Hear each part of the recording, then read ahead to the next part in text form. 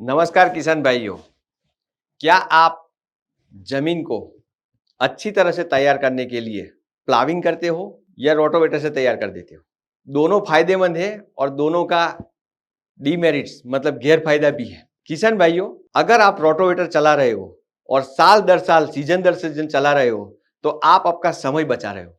आपका समय बहुत सारा बच जाता है। जैसे कि आपने खरीफ में धान की खेती की और धान की खेती के बाद तुरंत ही आपको सरसों करना है या गेहूं करना है या तो चना करना है, या तो आपने कपास की खेती की थी, कपास की खेती बंद करके मतलब अभी उसको एंड करके अभी आपको सरसों करना है या तो गेहूं करना है या तो चना करना है। अलग अलग एरिया में ज्यादातर ऐसा ही होता है। मक्के की खेती की थी, मक्का दिवाली पे खत्म हो गया, मक्के के बाद आपको गेहूं करना था, तो आपको रोटोवेटर एक टाइम देता है। आपको अगर प्लाविंग करना है तो बहुत ज्यादा टाइम चाहिए। आपको खेत को नए सिरे से तैयार करना है तो आपको 15-20 दिन 25 दिन चाहिए। लेकिन रोटोवेटर वो सहूलियत देता है कि जैसे ही आपका एक फसल खत्म, मानो कि आपने धान की खेती की थी तो एक रीपर लगा दिया और तुरंत ही कल्टीवेशन करके 4 ही दिनों में रोटोवेटर करके खेत तैयार, एक हफ्ते में 7 दिन में खेत तैयार और धान की खेती शुरू। आपको समय मिलता है 7 दिन का और आप 7 दिन में खेत तैयार कर देते हो। वो समय का बचाव जो देता है, टाइम सेविंग ऑपरेशन करता है, ये आपके पास आशीर्वाद समान रोटोवेटर है। लेकिन आपने कल्टीवेशन जो करते हो उसके 3 स्टेप है या तो 3 तरह के साधन है आपके पास। जैसे रोटोवेटर और कल्टीवेटर जो आपका समय बचाता है, जल्दी जल्दी आपको खेत तैयार करके देता है, लेकिन वो जमीन के अंदर केवल 10 से 15 सेंटीमीटर तक जाता है। दूसरा, अगर आप प्लाविंग करते हो या तो चीजल लगाते हो तो वो चलता है लगभग 30 सेंटीमीटर के आसपास। और तीसरा, सब सॉइलर आपको चलता है लगभग 60 से 75 सेंटीमीटर, यानी कि 2 से 2.5 फीट तक अंदर चलता है। तो ये 3 चलाते हो आप, लेकिन सब सॉइलर आप 4-5 साल में एक बार करते हो, जो प्लाविंग आप 2-3 साल में एक बार करते हो। लेकिन रोटोवेटर समय बचाने के लिए आप हर साल हर सीजन करते रहते हो। आपको फायदा बहुत है रोटोवेटर में, क्योंकि आपका समय बचता है। ये समय बचाने के चक्कर में हम एक गलती कर बैठते हैं कि रोटोवेटर कंटिन्यूस चलाने से क्या होता है कि रोटोवेटर आपने मॉनसून खत्म होने के बाद दिवाली पे चला दिया, कल्टीवेटर चला दिया, खेत तैयार कर दिया 7 दिन के अंदर, और फिर आपने सरसों की खेती की, सरसों की खेती या तो गेहूं की खेती की, तो दोनों की में से कोई भी खेती करके आपको जैद में कोई खेती करनी है, स्प्रिंग में वापस मक्का लगाना है, तो उसके लिए खेती के लिए वापस आपने रोटोवेटर लगा के या तो कल्टीवेटर लगा के या तो दोनों लगा के एक हफ्ते में वापस तैयार करके वापस नई खेती शुरू। एक ही खेत में 3-3 फसल आप ले सकते हो। इसलिए रोटोवेटर और कल्टीवेटर आपके लिए बहुत बेनिफिट है। लेकिन अनजाने में एक प्रॉब्लम होता है। कंटिन्यूअस ऐसा 2-3 साल करने से इसमें जो प्रॉब्लम होते हैं, वो पहला प्रॉब्लम ये होता है कि जमीन के अंदर आप 15 सेंटीमीटर तक खेती करते रहते हो। मतलब एक 15 सेंटीमीटर तक खेती करते रहे हो तो उसके नीचे हेवी व्हीकल मतलब हेवी ट्रैक्टर चला है, रोटोवेटर सिर्फ 15 सेंटीमीटर तक कल्टीवेशन किया है, जुताई की है, तो 15 सेंटीमीटर से नीचे 1 फीट के आसपास में एक हाड़पान हो जाता है। हाड़पान क्या है?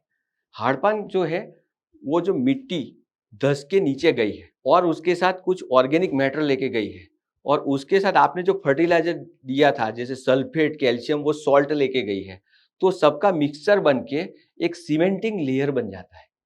ये सीमेंटिंग लेयर जो होता है ना, वो खेती के लिए बहुत नुकसान करता है। उसको हम टेक्निकल भाषा में हाड़पान बोलते हैं। ये हाड़पान करता है क्या है, पानी को अंदर जाने नहीं देता, जड़ों को अंदर जाने नहीं देता, तो आपको बार बार फर्टिलाइजर देना पड़ता है। और दूसरा, जमीन में जल्दी से वापसा कंडीशन नहीं आती, इसलिए आपको फसल उगाने के बाद इंटर कल्टीवेशन करना है, उसमें आपको देरी होती है। खरपतवार नियंत्रण जो आपको करना है उसमें बहुत देरी होती है, क्योंकि जल्दी से वापसा कंडीशन होती नहीं। आप दूसरा ट्रैक्टर लेके जा नहीं सकते, दूसरा सैलो कल्टीवेशन कर नहीं सकते। आपको हैंड वीडिंग करना तक भी प्रॉब्लम होता है। जो 5 दिन में काम करना था वो 7, 8, 10 दिन लग जाते हैं आपको।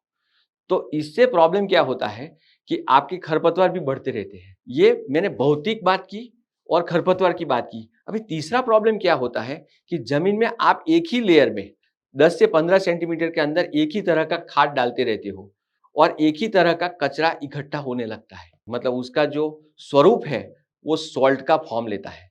सॉल्ट जैसे कि sodium chloride, magnesium chloride, calcium carbonate, calcium bicarbonate, sodium bicarbonate जैसे क्षार जो होते हैं वो ऊपर के लेयर में आते हैं। अभी ये जो क्षार है वो तो वनस्पति लेगी नहीं, उसको तो चाहिए नहीं, तो वो जमा होता रहता है 2-3 साल, 2-3, 4-5 सीजन के बाद।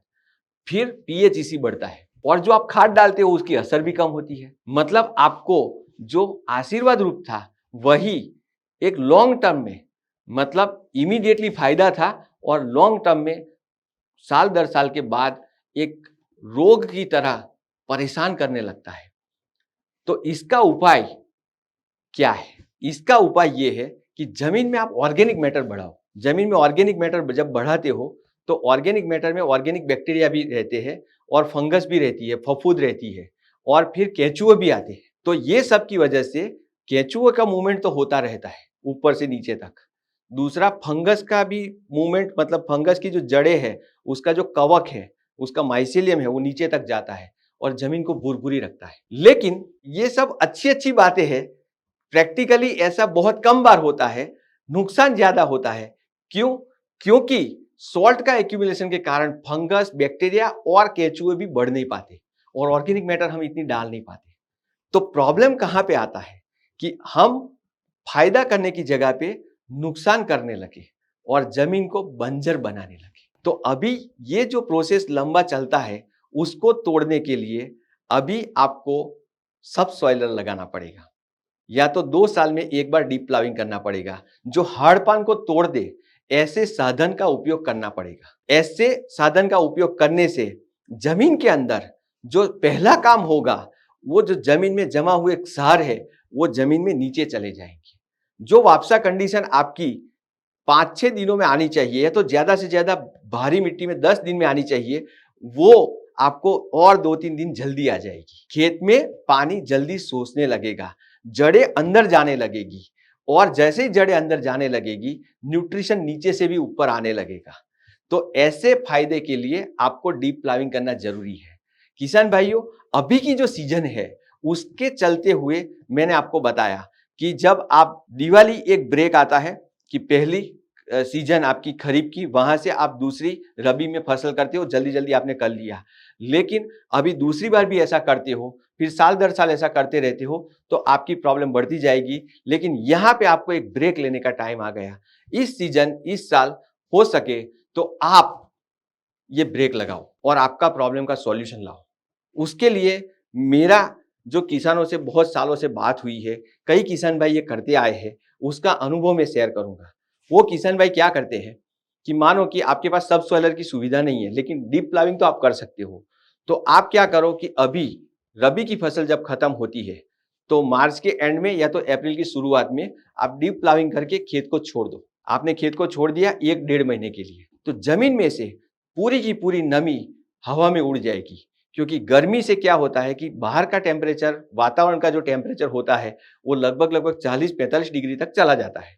वो टेम्परेचर से जमीन जब गर्म होती है तो जमीन का टेम्परेचर चला जाता है 50 डिग्री के आसपास। तो ये तापमान जो आपके बड़े बड़े क्लम्स है उसमें से भी नमी खींच लेगा और जमीन में से नमी गई तो मिट्टी आसानी से भुरभुरी हो जाएगी। दूसरा क्या होगा कि जैविक तौर पे इसमें से जितने भी खराब फफूंद है, जैसे कि फ्यूजेरियम, पीथियम, राइजोक्टोनिया, जो फसल में उगटा, जड़गलन वगैरह जो रोग लाते हैं वो सब साफ हो जाएंगे।